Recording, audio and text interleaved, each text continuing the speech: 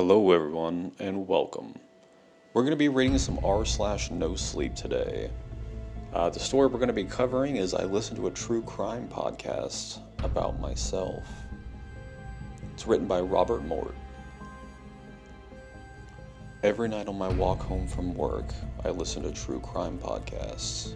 Even though my favorite podcast already released their episode for this week, the app said there was a new one. Excited, I hit play. It was a small town, the kind that still has mom and pop shops lining the street. The kind where everyone knows your name, but little did the residents know that they would soon be rocked by a horrible crime. I stopped at a traffic light. The red glowed in the darkness, glinting off the wet street.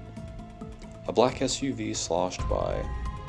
Across from me, eerie blue refrigerator lights glowed from inside of a quarter deli. The chairs all up on their tables, feet in the air. The signal turned to walk. That chilly September evening was no different for the young student. She left her shift at the local store and walked back home. Except she never made it home. Young student, local store? Damn, this was hitting close to home. I was a part-time student at Franklin Community College and worked at the local convenience store. And of course, I was walking home. I glanced behind me, looking at the alleyway behind Alessandra's Pizza, which was dark except for the neon light spilling from the sign. Her boyfriend reported her missing the next day. The town conducted a volunteer-led search, and after 2 days, they found something. Dread formed in my stomach, anticipating a body. But what he said next was so much worse. Washed up on the shore of Worthington Lake, they found a pair of size 9 red Converse sneakers. I stopped and looked down at my red Converse sneakers, damp from the rain. What the hell? My heart began to pound. The shoes were sent to a forensic analyst who would compare its wear pattern to another pair of her shoes to try and determine if they belonged to the victim. A rumbling sound made me jump. I turned to see a dark SUV turning left at the intersection. Didn't I see that car a few minutes ago? Maybe it's following me, and the car passed me and disappeared into the darkness. Come on, Sarah, get a grip. Converse are popular sneakers. A little out of fashion, but still. 9 is a common woman's shoe size, and what college student doesn't have some sort of a job?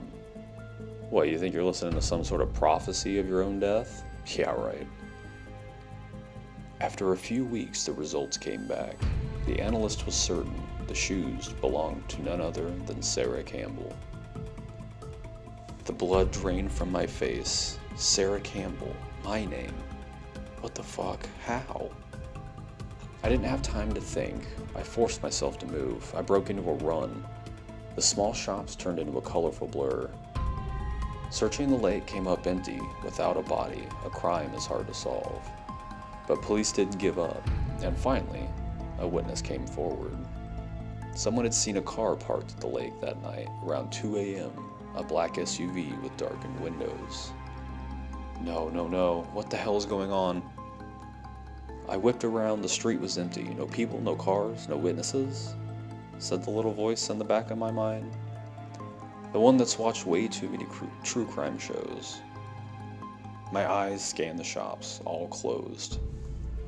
There were 6 black SUVs matching the witness's description in the Franklin area, but one of them in particular caught Detective Nolan's eye. It belonged to John Kelly, a registered sex offender.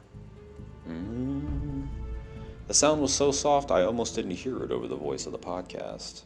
I whipped around and there it was, 2 blaring white headlights behind me, coming from a black SUV.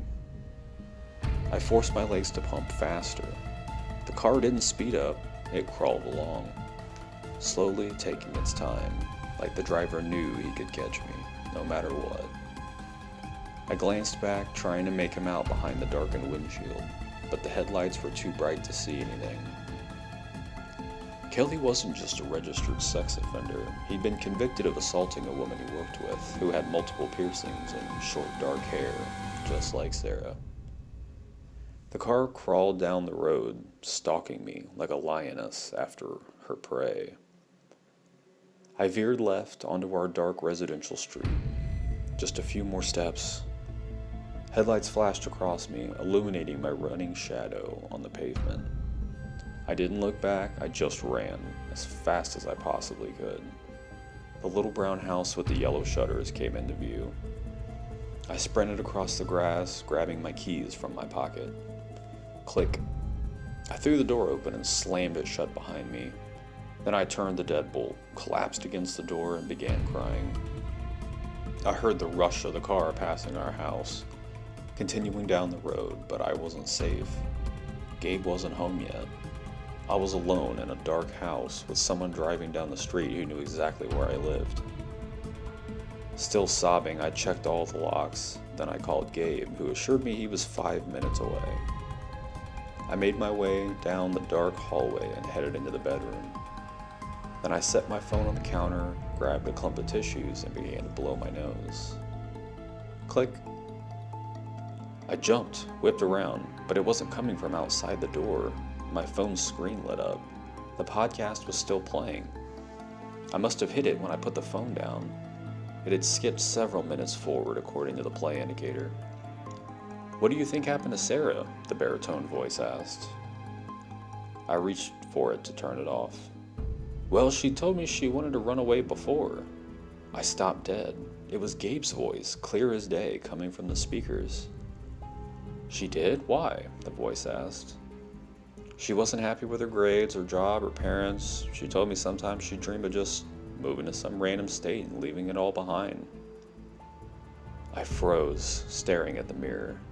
I never said that. Never. Gabe was lying? I mean, that was hurtful to me as her boyfriend, you know. I thought we were going to get married someday, but apparently she didn't feel the same way. My heart pounded in my ears. "So you think she just skipped town and is happily living her life out somewhere else rather than being abducted or murdered?" A pause. "Yes, that's exactly what I think." That's all for now. Thank you to our listeners. The outro played. I stared at my reflection, everything coming down all at once, my mind trying to race and catch up with what it meant. The front door creaked open. Footsteps sounded inside. "Sarah, I'm back." I backed away from the door. "Sarah?" My eyes fell on the window. I ran over to it, turned the lock. Push. I popped the screen out. Then I swung a leg over, pulled myself through the window, and ran as fast as I could. And that's the end of the story. Which, I mean, I guess what I'm assuming is, in order for this to play out the way the podcast said, you just gotta go throw your shoes in the lake, and then you're off the grid, baby. You're good then, right? Like, that's that's what it sounds like. Oh, man. Alright, I'm gonna leave this one real short, this very first one.